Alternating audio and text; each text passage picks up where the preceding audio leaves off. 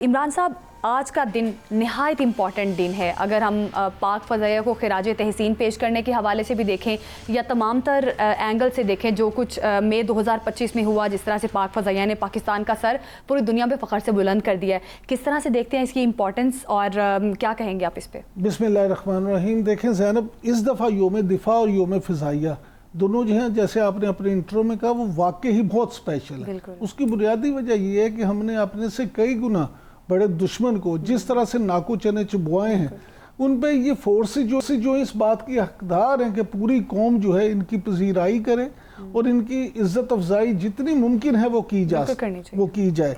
अब मामला ये है कि ये देखें कि 1965 में जब जंग हुई तो हम सुनते थे जी सरफराज रफ़ीकी साहब ने, M.M. आलम साहब ने और उसके बाद फैसल चौधरी साहब ने जो कारनामे अंजाम दिए एयर फोर्स के, वो तो सब हमने किताबों में पढ़ा, लोगों से सुना, लेकिन अब तो हमने अपनी आंखों से देखा कि हमारे शाहीनों ने किस तरह से धूल चिटाई इंडिया को। और फिर राफेल जैसे, जिसपे वो बड़ा नाज करते थे और वो कहते थे कि जनाब अगर हमारे पास राफेल होता तो ये ना होता। तो इस दफा जो राफेल थे वो भी हमने अल्लाह की रहमत से ऐसे गिराए। मोदी साहब तो राफेल की जंग से पहले ही बड़ी नुमाइश करते रहे कि अपने मीडिया पे। कर रहा हूं। और फिर ये कि इस तरह से गिराए कि फ्रांस बेचारा भी जो है ना अब मुंह छुपाता फिर रहा है। और वो इंडोनेशिया ने तो कहा कि जी हम तो ये लेते ही नहीं, हमारा ऑर्डर ही कैंसिल करें। और ये अल्लाह ताला की तरफ से हमारे लिए एक खास तोहफा था। तो इसलिए मैं ये समझता हूँ कि इस योम दिफा और योम फ़ज़ाइया की अहमियत जो है वो माजी के मुकाबले में कहीं ज़्यादा है। नाजरीन, आज 7 सितंबर है। ये दिन हम योम फ़ज़ाइया के तौर पर मनाते हैं। इसकी इंपॉर्टेंस पर बात करेंगे। हमारे साथ मौजूद हैं एयर वाइस मार्शल रिटायर्ड एजाज़ महमूद मलिक साहब, जो कि दिफाई तज्ज़ियाकार हैं। बहुत शुक्रिया आपका एजाज़ महमूद साहब। आपने देखा कि हमारे शाहीनों ने 1965 में किस तरह से दुश्मन को शिकस्त फाश किया। क्या समझते हैं 1965 की जंग और 2025 में जो कुछ हुआ, जो कुछ हमने भारत के साथ किया, कौन सी चीज़ मुश्तरक है? जी, बिस्मिल्लाहिर्रहमानिर्रहीम। बहुत शुक्रिया, आपने आज के दिन के हवाले से मुझे मौका दिया कि मैं आपके नाजरीन से कुछ जो पुरानी यादें हैं हम वो दोहराएं और उसके साथ साथ इस अज़्म का इयादा करें कि जब भी हमारे मादरे वतन को पाक फ़िज़ाइया की ज़रूरत पड़ी, जिस तरह माजी में पाक फ़िज़ाइया के शाहीनों ने कौम के मयार पे पूरे उतरने के लिए अपनी जानों की परवाह किए बगैर उन्होंने परफॉर्म किया, इंशाअल्लाह आइंदा भी अगर किसी दुश्मन ने हमारी तरफ मैली आंख से देखा तो पाक फ़िज़ाइया के शाहीन अपने बुजुर्गों की रवायात को बुलंद रखते हुए इंशाअल्लाह कौम की तवक्कुआत पे पूरा उतरेंगे। अच्छा मलिक साहब, ये फरमाइएगा कि ज़रा थोड़ा सा हमारे नाजरीन को ना तफसील बता दें कि जिस तरह मई की जंग में हमारे शाहीनों ने इंडिया को धूल चिटाई और भारतीय जो राफेल तैयारे हैं उसमें दूसरे तैयारे गिराए, तो इस पर थोड़ी सी ज़रा रोशनी डाल दें। देखें जी, ये जो जंग शुरू हुई, ये आपको पता है, ये पहलगाम के फॉल्स फ्लैग ऑपरेशन के बाद ये जंग शुरू हुई।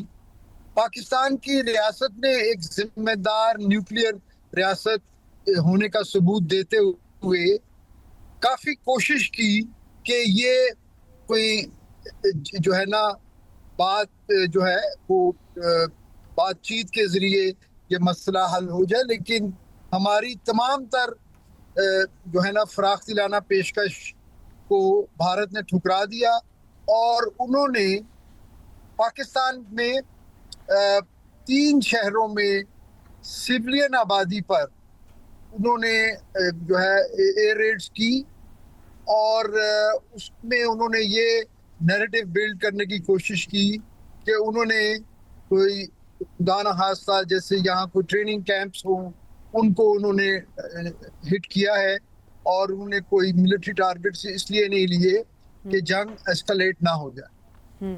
जबकि असल बात यह है कि वहाँ पे ना तो कोई टारगेट्स थे और वो भारत ने अपने एक प्लान तरीके से पाकिस्तान को जो है वो इंगेज किया और हमारी जो एयर स्पेस है उसको उन्होंने वायलेट किया।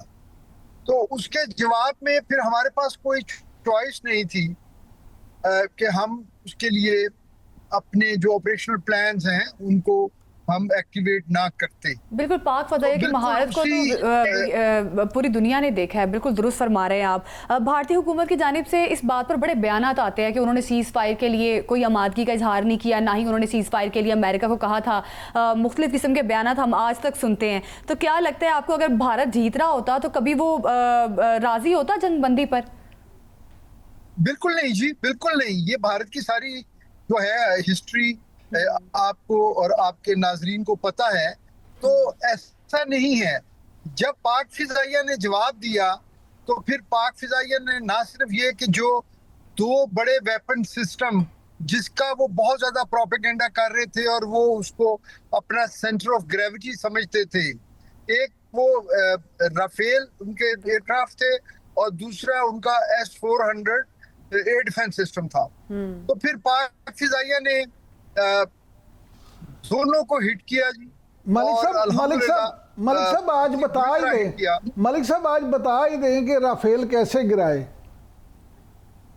देखिए जी, राफेल को गिराने के लिए मैं अर्ज करूं कि चूंकि भारत ने बहुत हाइप क्रिएट की हुई थी, तो हमारे जो चीफ ऑफ एयर स्टाफ हैं, एयर चीफ मार्शल बाबर, उन्होंने अपने पायलट्स को और अपने तमाम जो उनके मिशन कंट्रोलर्स थे उनको उन्होंने बड़ी क्लियर इंस्ट्रक्शंस दी कि आपने इस तरह से एंगेजमेंट करनी है कि अगर आपके पास चॉइस हो कि आपको 2 या 1 से ज़्यादा कहीं भी जहाज दूसरे मिल रहे हो और उसके बदले में आपको 1 राफेल मिले, तो आपने अपनी टारगेट शिफ्टिंग इस तरह से करनी है कि आपने दूसरे जहाज़ों को जो है वो दरगुजर करना है और राफेल पे कंसंट्रेट करना है, ताकि वो जो एलिमेंट ऑफ सरप्राइज है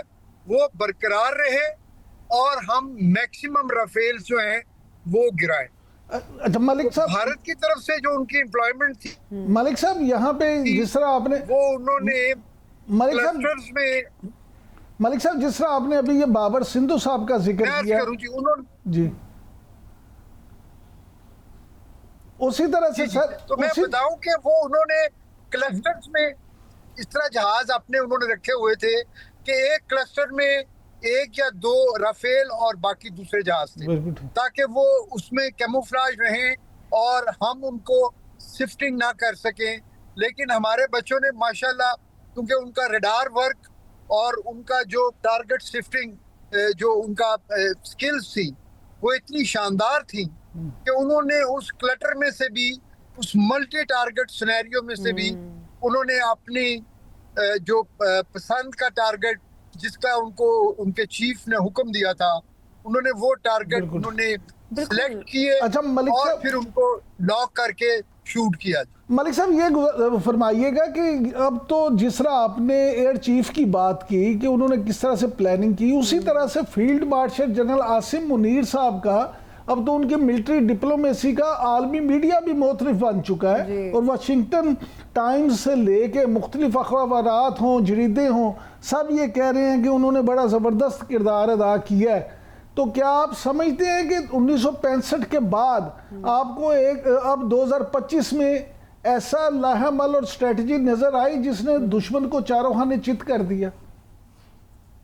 जी बिल्कुल, देखिए जी, इसमें हमारी टॉप मिलिट्री लीडरशिप को, फील्ड मार्शल साहब को यकीनन इस चीज का क्रेडिट जाता है कि उन्होंने पहले तो उन्होंने रिस्ट्रेन का मुजाहरा किया, क्योंकि इस चीज का एहतमाल था कि 2 न्यूक्लियर ममालिक के दरमियान अगर जंग शुरू होती है और जितनी तेजी से हम एस्केलेशन लैडर्स पे जा रहे थे और भारत ने जितनी हाइप क्रिएट कर दी थी, तो इस जंग का इंजाम जो है वो इस पूरे खित्ते की तबाही की तरफ है।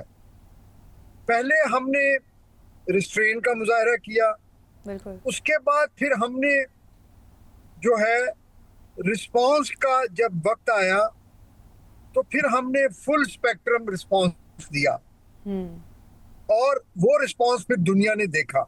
बिल्कुल। और उसके बाद भी फिर हमने फॉलो अप में, जब भारत ने अमेरिकन इंटरवेंशन, जिसको वो मानते नहीं हैं क्योंकि उसमें वो समझते हैं कि उनकी जो है ना वीकनेसेस जाहिर होंगी, उसमें जब उन्होंने रिलीफ मांगा और उनको अमेरिकन प्रेसिडेंट की पर्सनल इंटरवेंशन की वजह से जब उनको सीज फायर मिल गया, तो पाकिस्तान की मिलिट्री लीडरशिप ने फौरन इसको फॉलो अप किया डिप्लोमेटिक फ्रंट पे, और फिर भारत का असल चेहरा जो है बिल्कुल एजाज साहब, पाकिस्तान ने बड़ी हमारी जबरदस्त क़यादत हिकमत ने अमली बाहर बनाई। जाके हमने दिखाया। देखा बुनियानु मरसूस ऑपरेशन में, और जिस तरह से रफाल तैयारे गिराए गए पाकिस्तान की जानिब से, S-400 को नकारा बनाया गया। इस वक्त पूरी दुनिया ने देखा कि पाकिस्तान ने जिस तरह से भारत का मुकाबला किया है।